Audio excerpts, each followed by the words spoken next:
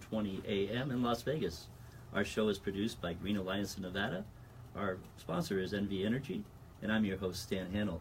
Our guests today are Assemblyman Chris Brooks from District 10, or Assembly District 10, and Jennifer Taylor, who's the chair of the Innovation and Technology Renewable Energy Development Working Group for the Governor's Committee on Energy Choice. Thanks again for all your comments. During this previous segment, we were talking about solar industry in Nevada and the fact that we have 300 days of sunshine a year, and the industry's really grown over the last 20 years, actually, since 1997. You mentioned that it had started. And so one of the results that came out of the last legislative session was Assembly Bill 405 that was authored and developed by Chris Brooks here, and we're talking, I guess, more of the details of that. What was the result of that and how that affects the industry? So I had been working with Assemblyman Justin Watkins. He had an Assembly Bill 270. I believe it was 270. It's all blending together now. And then I was working on Assembly Bill 405. And we were helping each other on both of those bills and working as a team. The 405 was going to kind of create a Bill of Rights for consumers in the state of Nevada that both had consumer protections in it from, honestly, predatory solar companies and bad business models and you know, interesting energy lease products and financing deals and things that were just really completely out of the normal and were causing some problems in our economy.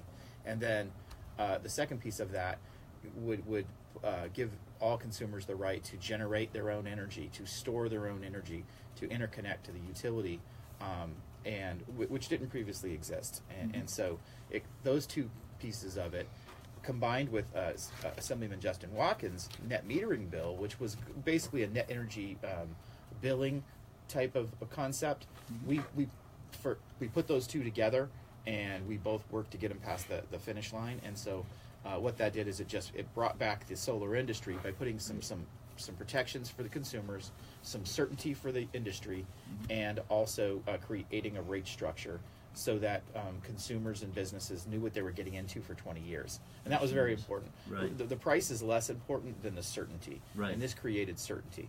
That's fantastic. And what was interesting, a lot has to do with how a lease is structured now. If you say lease or purchasing, it is pretty straightforward, but the leasing arrangement, there should be certain standards in a lease from a company if a consumer wants to go that route. So I think there was some really good changes there. Plus recourse, if someone does do faulty work, how do you get taken care of as a consumer? So I think that was really great, and it brought back net metering and kind of laid down the framework for that going forward. So that was really tremendous.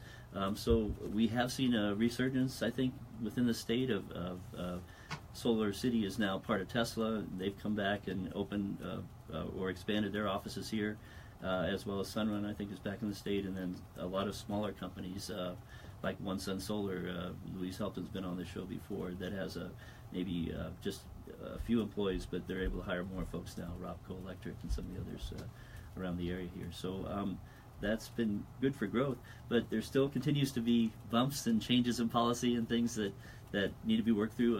There was recent decision by the current administration to install a 30% tariff on solar imports from China. I think it was kind of targeting that country.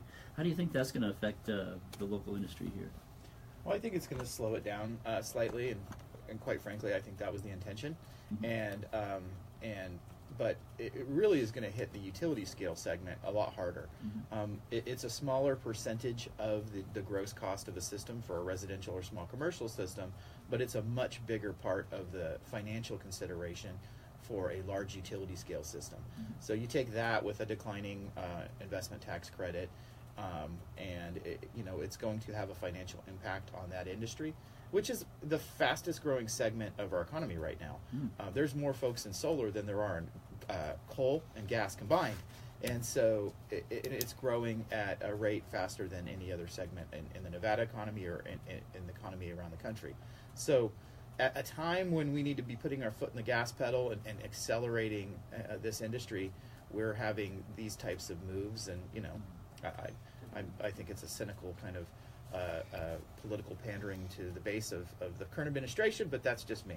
Okay, yeah, but hopefully the goal also will encourage more domestic production of solar cells, and we know Tesla has a factory on the East Coast that they're going to be setting up, and there's I know when Valley Electric Association did its solar farm installation that you were involved in, they touted that these were American-built solar cells, I think. So there are some benefits to that, but the folks that are buying cheaper solar and just want to get the cost down, it's going to, we figured maybe about 3% on the residential side, and then maybe 10% on a utility scale that it might bump up the cost on that. There are hundreds of thousands of jobs in development and construction of solar facilities, and there are a few thousand jobs in manufacturing of solar cells in the actual United States. Cells in the States, yeah. So we'll see how that all shakes out coming forward. Another issue, you had also proposed two other bills that you were working on in the legislative session that the governor vetoed. One was community solar farms, and then I forgot the other one that you were working on. But part of the reason he gave was that during the 2016 election, there was an initiative question on the ballot called the Nevada Energy Choice Initiative, and basically its goal was to partially deregulate the utility industry by doing away with monopoly status of utilities in the state and opening up a market for electricity generation or throughout the state that would allow more people to come in and provide that resource. So basically, that passed in November 2016, about 72% to 28%, I think, something like that. And so that kind of kick-started effort in the 2017 legislative session to start looking at that. And it's a much more complicated issue, I think, than what it initially sounded like. So a lot of people voted for it at the time. The nice thing about the initiative process is it requires voters to vote twice on the initiative to pass it into law. So that vote is coming up again in November 2018. It'll also be question 3 on the ballot. And can you talk a little bit more about that, how you see that affecting the industry, the solar industry?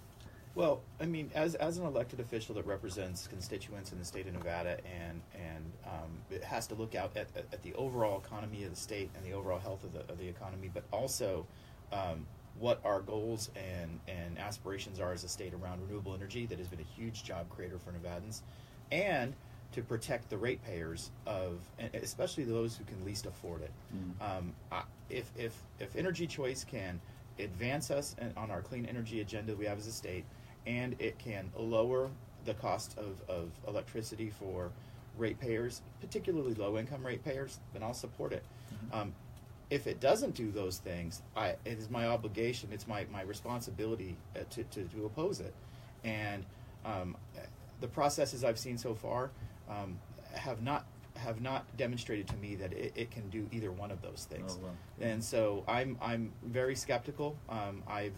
This has been consuming most of my time for the last almost a year now, and over a year now, and the opponents of the question opposed the expansion of renewable energy in the state of Nevada. Huh. And if you are a net metered customer right now, or a rooftop solar customer right now, when a system that we currently have goes away, so does your deal with your net metering deal. Right. Then you're kind of on your own, and you have Right. to figure out in some sort of an open market who will take you on and how much they'll reimburse you for.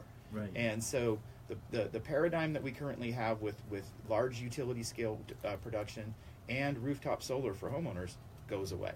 And so start all over, yeah. it's very concerning to me, and I'm just afraid it would be incredibly disruptive to our economy. Mm-hmm. And so, when you put something on a ballot that says choice and no monopolies, and it's very appealing. Uh-huh. And so I just people need to see all the facts. So during our next segment, we'll be going over some of the details of the Energy Choice Initiative, more with Jennifer Taylor and Chris Bugs.